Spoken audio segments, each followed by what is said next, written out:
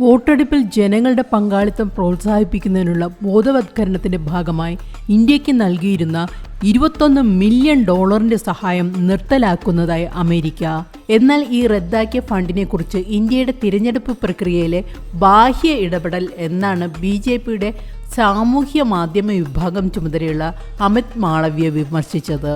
ഇദ്ദേഹം പറയുന്നത് വോട്ട് ചെയ്യാൻ ഇന്ത്യയിലെ ജനങ്ങളെ പ്രോത്സാഹിപ്പിക്കാൻ $21 മില്യൺ.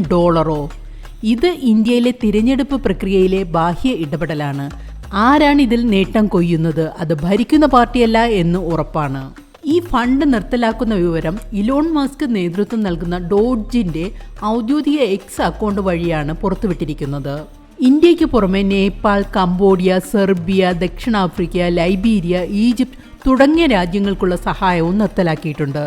പ്രധാനമന്ത്രി നരേന്ദ്രമോദിയുടെ അമേരിക്കൻ സന്ദർശനത്തിന് ശേഷം ദിവസങ്ങൾ പിന്നിടുമ്പോഴാണ് ഈ നടപടി എന്നതും ശ്രദ്ധേയമാണ്. ഇലോൺ മസ്കുമായും മോദി കൂടിക്കാഴ്ച നടത്തിയിരുന്നു.